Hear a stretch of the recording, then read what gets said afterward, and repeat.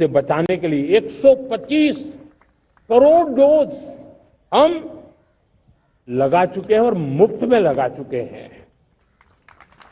हम खेती के मामले में देश के वो जिले जहां के किसान औरों से पीछे रह गए, किसी न किसी कारण से 100 जिले ऐसे हैं जहां अपेक्षाकृत कम खेती है, और इसलिए हमने 100 जिले आइडेंटिफाई किए हैं पूरे देश में से, और वहां के किसानों को एम्पावर करना, किसानों को शक्ति देना, किसानों को मदद करने का एक अभियान चलाया है।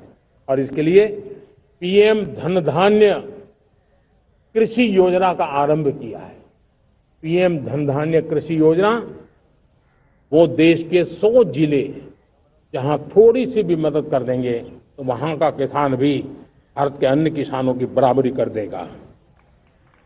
मेरे प्यारे देशवासियों, भारत के किसान, भारत के पशुपालक, भारत के मछुआरे, ये हमारी सबसे बड़ी प्राथमिकता है। भारत के किसान, भारत के मछुआरे, भारत के पशुपालक, उनसे जुड़ी किसी भी अहितकारी नीति के आगे मोदी दीवार बन के खड़ा है।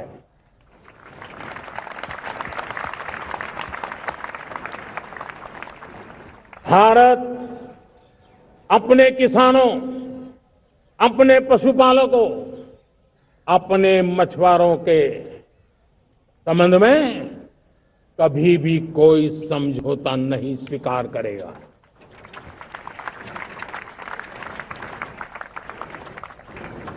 प्यारे देशवासियों, गरीबी क्या होती है मुझे किताबों में पढ़ना नहीं पड़ा है, मैं जानता, सरकार में भी रहा हूं, और इसलिए मेरी कोशिश रही है कि सरकार फाइलों में नहीं होनी चाहिए। सरकार देश के नागरिकों की लाइफ में होनी चाहिए। दलित हो, पीड़ित हो, शोषित हो, वंचित हो, उनके लिए सकारात्मक रूप से सरकारें प्रोएक्टिव हो, सरकारें प्रो पीपल हो, उस दिशा में हम निरंतर प्रयास कर रहे हैं।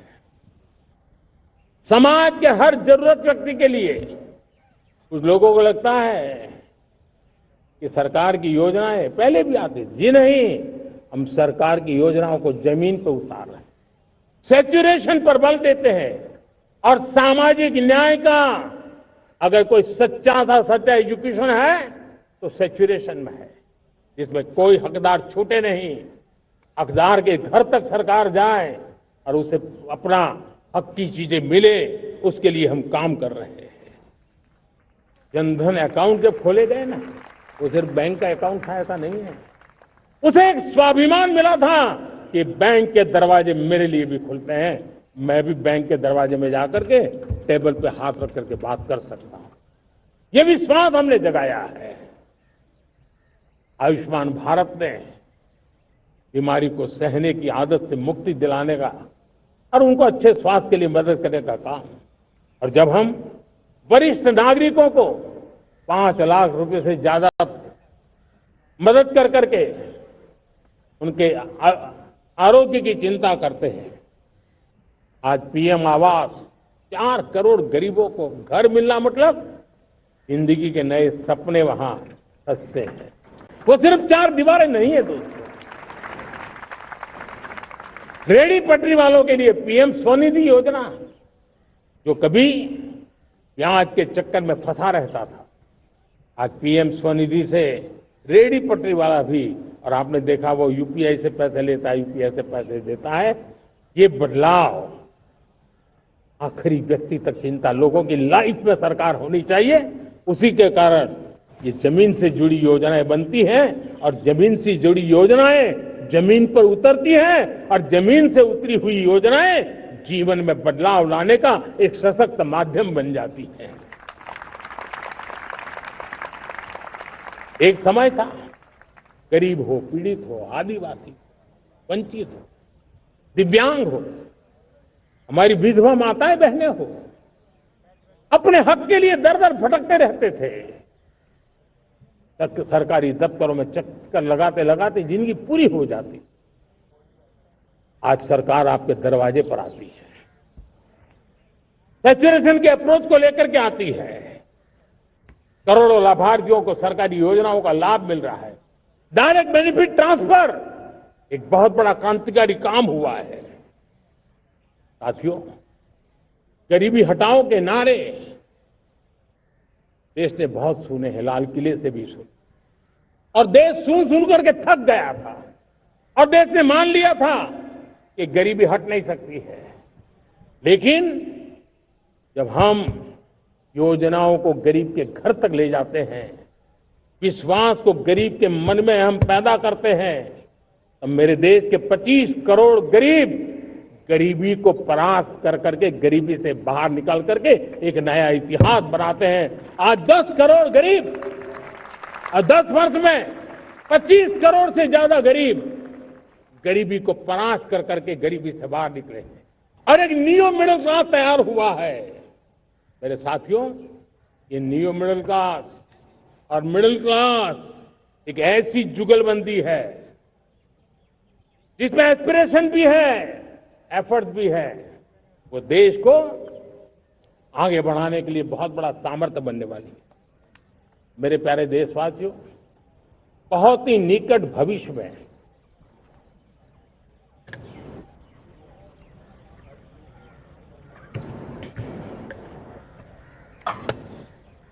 मेरे प्यारे देशवासियों, बहुत ही निकट भविष्य में महान समाज सुधारक महात्मा ज्योतिबा फुले जी की 200वीं जयंती आ रही है। हम उस जयंती के समारोह शुरू करने जा रहे हैं और महात्मा ज्योतिबा फुले के सिद्धांत, उन्होंने जो मंत्र दिए, उसमें हमारे लिए प्रेरणा है। पिछड़े को प्राथमिकता, पिछड़े को प्राथमिकता देते हुए हम परिवर्तन की ऊंचाइयों को प्राप्त करना चाहते हैं। हम इसके लिए परिश्रम की पराकाष्ठा करना चाहते हैं। हम पारदर्शी नीतियों के द्वारा पिछड़ों को प्राथमिकता, ये हम धरती पर उतारना चाहते हैं, हर पिछड़े के जीवन में उतारना चाहते हैं। साथियों, रेहड़ी पटरी वालों के लिए स्वनिधि योजना हो या हमारे हुनर वाले, हाथ से काम करने वाले विश्वकर्मा योजना की बात हो, आदिवासी में भी जो पिछड़े रह गए हैं उनके लिए पीएम जनधन की योजना की बात हो, हमारे पूर्वी भारत को विकास में पूरे देश के अंदर बराबरी में लाना और उनको नेतृत्व देने की दिशा में काम हो। हम सिर्फ समाज पिछड़े हो उनकी चिंता तक अटकने वाले नहीं है। जो क्षेत्र पिछड़े हैं उनको भी हम प्राथमिकता देना चाहते हैं। जो जिले पिछड़े रहे हैं हम उनको प्राथमिकता देना चाहते हैं। जो ब्लॉक पिछड़े रहे हैं उनको प्राथमिकता देना चाहते हैं। हमने 100 एस्पिरेशनल डिस्ट्रिक्ट, 500 एस्पिरेशनल ब्लॉक, उसी मिशन में काम किया है। हमने पूर्वी भारत के विकास के लिए हजारों करोड़ रुपए के इंफ्रास्ट्रक्चर के प्रोजेक्ट को बल दिया है। हमने पूर्वी भारत के जीवन को बदल करके देश की विकास यात्रा में भागीदार बनने का। मेरे प्यारे देशवासियों, जीवन हर क्षेत्र में विकास होना चाहिए।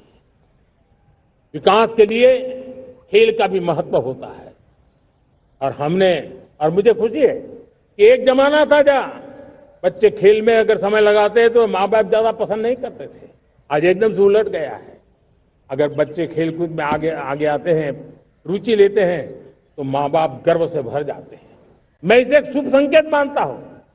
मेरे देश के परिवार के अंदर खेल को प्रोत्साहन का वातावरण मैं देखता हूं, मेरा मन गर्व से भर जाता है। मैं इसे देश के भविष्य के लिए बहुत शुभ संकेत मानता हूं।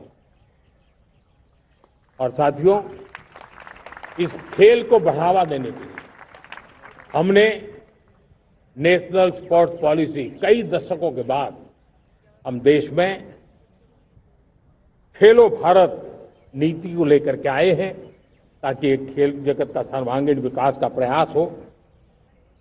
स्कूल से लेकर के ओलंपिक तक हम एक पूरा इकोसिस्टम डेवलप करना चाहते हैं, चाहे कोचिंग की व्यवस्था हो, फिटनेस की बात हो, खेल के मैदान हो, खेल की व्यवस्थाएं हो, खेल के लिए आवश्यक साधन हो, लघु उद्योगों को भी खेल के साधन बनाने में मदद करने की बात हो।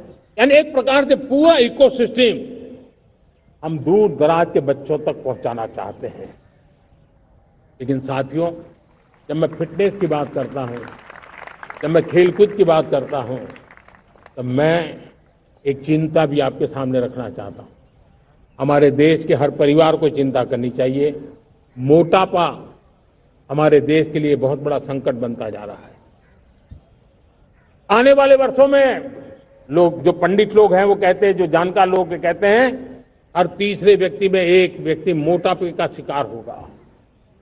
हमें मोटापे से बचना है, ओबेसिटी से बचना है, और इसलिए मैंने बाकी सब करना पड़ेगा, लेकिन एक छोटा सा सुझाव दिया था कि परिवार तय करे कि जब खाने का तेल घर में आएगा 10% कम ही आएगा और 10% कम ही उपयोग करेंगे, और हम ओबेसिटी के खिलाफ लड़ाई को जीतने की दिशा में हम अपना योगदान देंगे।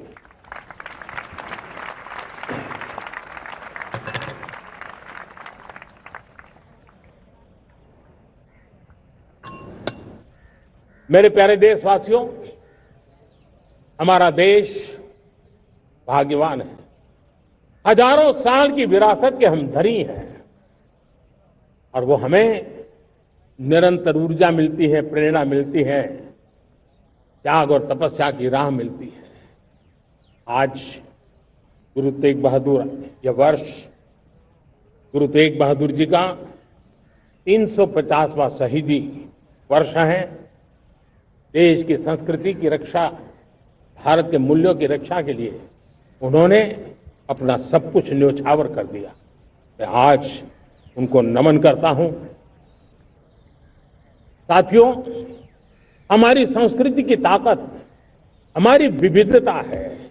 हम विविधता को सेलिब्रेट करना चाहते हैं, हम विविधता को सेलिब्रेट करने की आदत बनाना चाहते हैं।